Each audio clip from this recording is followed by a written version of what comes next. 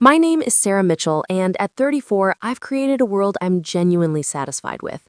I'm a software engineer in Seattle, Washington, advancing steadily at an e-commerce company, making more than I ever imagined possible. It's completely different from my upbringing, when everything shattered at 10. My mother abandoned my father and me following their separation, leaving us struggling to survive. I pushed myself relentlessly, seized every chance, and believed I'd moved past that trauma. But then, one winter night, everything transformed. A ring at my condo door dragged my history crashing forward. My mother had somehow discovered my financial success, and she arrived with my entitled half-sister demanding I surrender a small fortune. Their statements felt like attacks, audacious, unapologetic, and soaked in arrogance. It wasn't simply about cash, it was a violation that wounded profoundly. How extreme would they become to obtain what they desired? And what truths were they concealing? I was about to discover, and it would challenge everything I understood about kinship. If you've ever experienced a family deception, leave a comment below and tell your experience. It really matters to connect with you. Don't forget to press that subscribe button for more authentic life stories. I never anticipated my mother would track me down because of the income I generate. Growing up in Pennsylvania, my world shifted permanently at 10 years old. My mother, Linda Parter, abandoned my father, Robert Mitchell, and me after their relationship collapsed. She'd become withdrawn, constantly preoccupied, until one night she packed a bag and departed without explanation. Dad eventually revealed she'd developed feelings for another person, someone who guaranteed her an improved lifestyle. The separation was swift, leaving us with a modest townhouse and endless debt. Mom didn't simply depart, she disappeared, building a new existence across the region. Years afterwards, I discovered she had my half-sister, Emily Brooks, with her new partner. She never phoned, never came by, only mailed an annual birthday greeting with several distant phrases that hurt more than they consoled. Dad invested everything into maintaining our stability. He operated a small pizza restaurant, a neighborhood joint, serving slices and calzones, laboring from sunrise to late evening. He'd toss dough, clean surfaces, and handled transactions, his hands weathered from constant work. The restaurant barely survived. Some nights, he'd return home with less than $40 after costs. Utilities were consistently overdue, and the refrigerator was frequently bare. He concealed his anxiety, but I noticed it in his hunched posture, the manner he'd exhale over outstanding invoices. He'd arrive tired, yet still created moments to inquire about my experiences, his tone caring despite the pressure. At 14, I couldn't bear witnessing him struggle alone. I began tutoring for families in the area, staying a week late to assist their children while learning by lamplight. Shortly, I accepted more, stocking products at a neighborhood market, cleaning residences after classes, even distributing flyers before sunrise. Every cent I collected went to Dad for food or the water payment. He'd object, stating I should enjoy childhood, not be a provider. But I persisted. It was my method of resisting against the emptiness Mom created.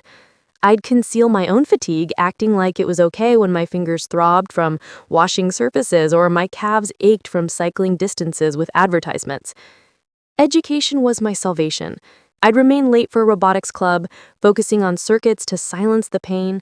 Dad would join me at our damaged dining table, helping with homework when he was barely conscious.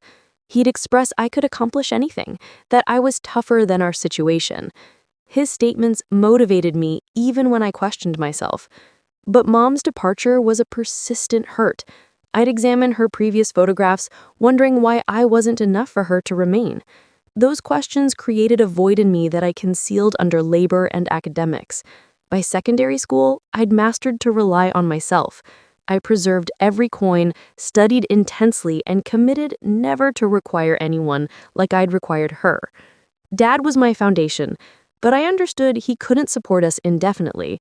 I had to construct my own direction, and I did, one exhausting step at a time. Still, the burden of those initial years never completely left me. I learned to stand independently early, but the history still pursued me. By secondary school, I understood my escape was through learning. I immersed myself in academics, staying awake late to dominate physics and excel every exam. My academic advisor recognized my determination and directed me toward financial aid. At 18, I secured a full scholarship to a state college for software engineering, a discipline that resonated with my passion for logic and solutions.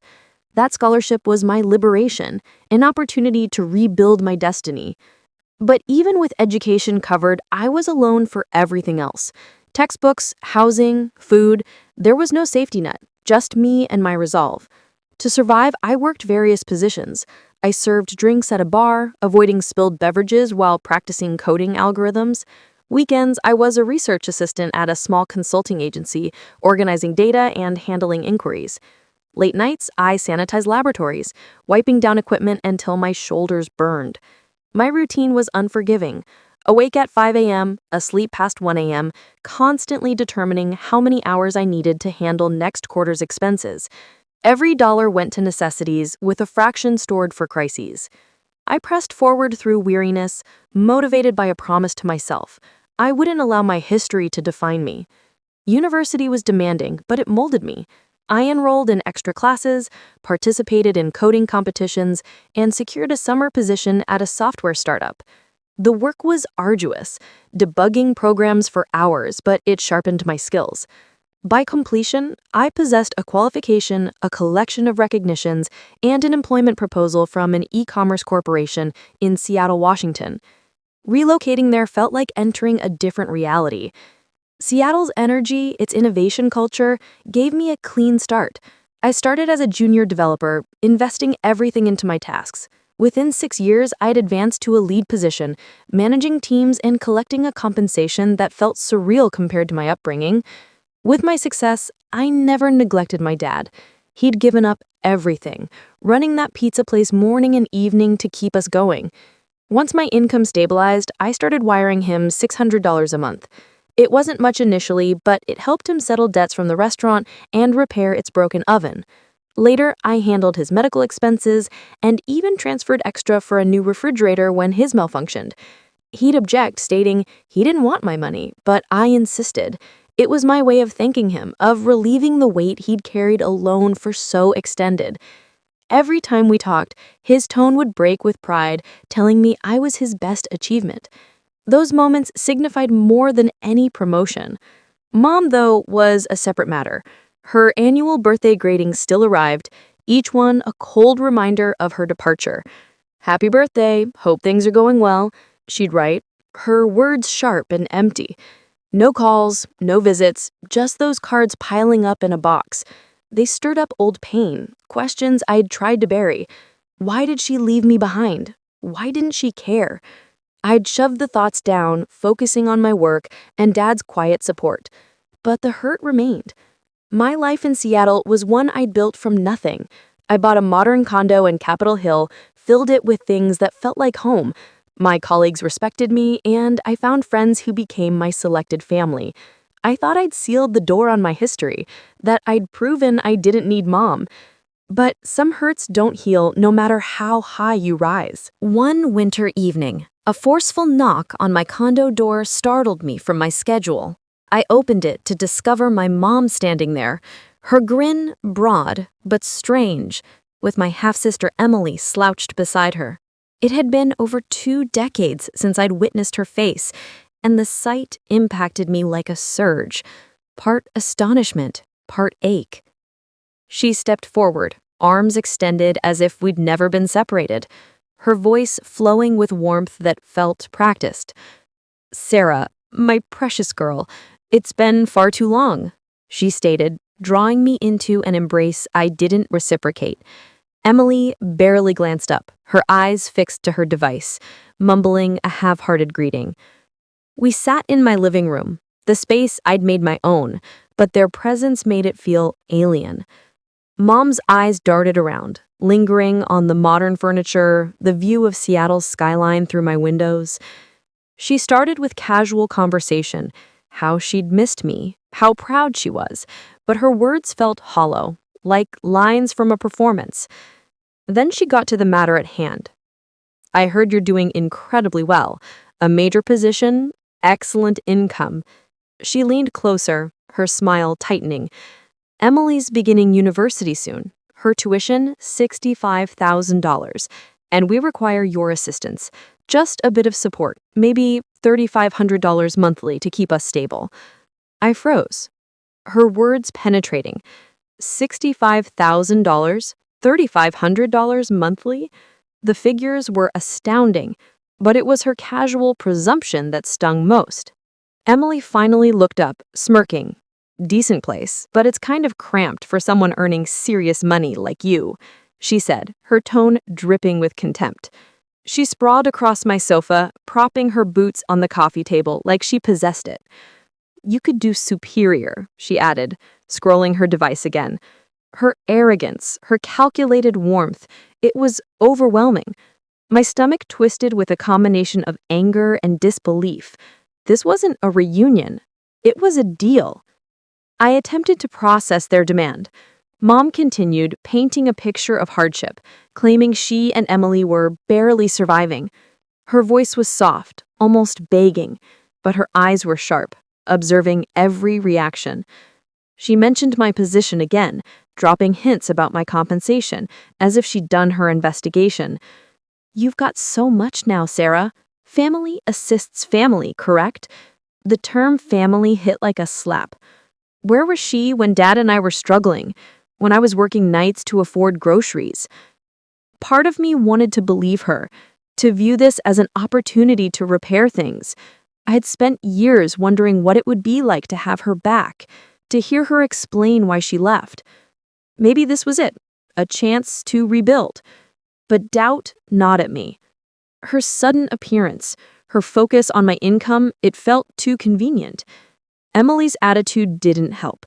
She interrupted her sob story to complain about her terrible dormitory, saying she deserved a better vehicle to fit in at university. Her entitlement was a reflection of hers, and it made my skin crawl. I kept my voice steady, asking how they found me. Mom waved it off, saying she'd heard things through previous acquaintances. Her vagueness set off alarms in my head. I told them I'd need time to think, that $65,000 wasn't something I could just hand over. Mom's smile faltered, and Emily scoffed, muttering something about me being cheap. They left soon after, Mom promising to contact, her embrace lingering a little too long. I closed the door, my heart pounding, torn between anger and a flicker of hope I hated myself for feeling. The next morning, I got a message from my mom. I agreed to meet Mom and Emily at a busy Seattle coffee shop, hoping for clarity after their visit to my condo. The place was crowded, the hum of conversations blending with the sound of espresso machines. I spotted them at a corner booth, Mom with her practiced smile, Emily slouched with her device in hand. My stomach knotted as I sat down, their presence pulling me back to a history I'd fought to leave behind. I wanted answers, maybe even a genuine connection, but their eyes told me this wasn't about family. Mom started with a gentle tone, her words dripping with fake warmth. She said, "Sarah, I've missed you tremendously." She reached for my hand. I pulled back, keeping my guard up. She launched into a story about why she'd been gone all those years, her voice trembling just enough to seem sincere. "Your dad made it impossible for me to stay in touch, Sarah. He shut me out. He kept me from you. I tried, Sarah." Her lies hit hard, twisting the truth I knew too well. Dad had begged her to call, to visit, but she chose her new life over us. The betrayal stung sharper now than when I was a child. I stayed silent, letting her talk. She painted herself as a victim, saying she'd been struggling ever since the separation, barely scraping by. She said, "Emily's future is at stake. We need your help to get her through university." Before I could respond, Emily chimed in, her voice smug. "Yeah, I need a vehicle to get around campus, something nice, like a BMW, and a new laptop. This one's garbage." Her demands were absurd, a $35,000 vehicle and a $1,500 laptop, as if she owed me a lifestyle I never had. I clenched my coffee cup, anger rising. You're asking for a vehicle and a laptop on top of the $65,000? I said, my voice steady but sharp. Emily rolled her eyes. You're rich, Sarah. What's the big deal? She snapped, tossing her device on the table. Mom jumped in, her tone pleading now. We're family, Sarah. You've got so much now. Can't you share a little? Her words echoed her condo visit, but now they felt more desperate, more calculated. I saw through her act, the way she leaned on family to guilt me into giving. I took a deep breath, my mind racing. I worked for everything I have, I said, my voice firm. Dad and I had nothing after you left. I'm not a bank. Mom's face hardened, her mask slipping. You're so selfish, she spat. I gave you life, and this is how you repay me. Her accusing cut deep, stirring up old wounds, but I wouldn't let her manipulate me. Emily scoffed, muttering something, figures you'd be like this. Dad was right about you. Her words were a jab, implying Mom's partner had filled her head with lies about me. The argument escalated fast. Mom raised her voice, blaming me for her absence. If you'd reached out, things could have been different, she said, her eyes flashing with anger. I shot back, you left when I was Ken. You sent cards, not calls. Don't put this on me. My heart pounded, years of hurt spilling out. Emily jumped in, yelling that I was too good for them, that I owed them for all they'd been through. The coffee shop grew quiet, eyes turning towards us, but I didn't care. I stood up, my chair scraping the floor. I'm done here, I said, my voice shaking with rage. Mom grabbed my arm, her grip tight. You'll regret this, Sarah, she hissed, her face twisted with frustration. I pulled away, walking out without looking back, their voices fading behind me. My chest ached with a mix of fury and grief. I'd wanted to believe Mom might have changed, but she was the same, using me just like she'd used Dad. Emily's entitlement only made it worse. I went home, but they weren't done yet.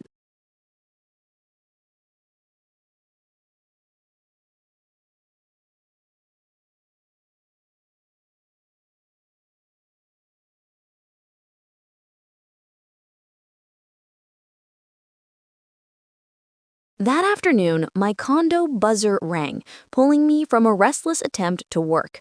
I opened the door to find Mom and Emily standing there again, uninvited. Mom's smile was tighter than before, her eyes darting nervously.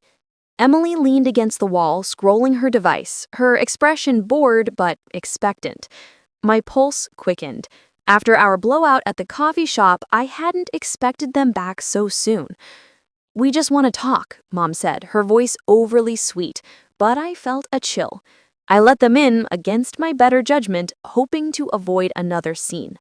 They sat on my sofa, Mom clutching her purse, Emily sprawled out like she owned the place. I stayed near the kitchen counter, arms crossed, watching them closely. Mom started with small talk, asking about my job, but her questions were too pointed. How much I earned, how I managed my finances. Then she pivoted, her tone sharp. You're doing so well, Sarah. Why can't you help us? Emily deserves a chance. Emily nodded, muttering, yeah, it's not like you're broke. Their insistence felt like a trap, and I kept my answers vague, my unease growing. I stepped away to grab water, leaving them briefly. When I returned, Emily was at my desk, my laptop screen glowing. My heart sank. She was clicking through my browser, my banking application open. What are you doing? I snapped, rushing over. Emily shrugged, unfazed. Just checking it out, she said, smirking. Mom jumped in, her voice defensive. We were just curious, Sarah. You got so much. Why hide it? Her words confirmed my worst fears. They were after my accounts. I yanked the laptop away, my hands shaking. You don't touch my stuff, I said, my voice low but firm. I checked the screen. My financial dashboard had been opened, login attempts logged. My mind raced to Dad. Mom had mentioned hearing things about my income, and now this. I opened my email, heart pounding, and saw a forwarded message from Dad's account detailing my position and compensation, sent to Mom's address. She'd hacked his email, used his trust to dig into my life. The betrayal hit like a punch. Not just to me, but to Dad, who'd never betrayed her confidence. "You hacked Dad's email," I demanded, turning to Mom. Her face paled, but she didn't deny it. Instead, she lashed out. "Your dad is a failure, Sarah, running that pathetic pizza place, dragging you down with him. I had to know how you turned out so well." Her words were venom, tearing into the man who'd raised me alone. Emily snickered, adding, "Yeah, he's a loser. You're better than that."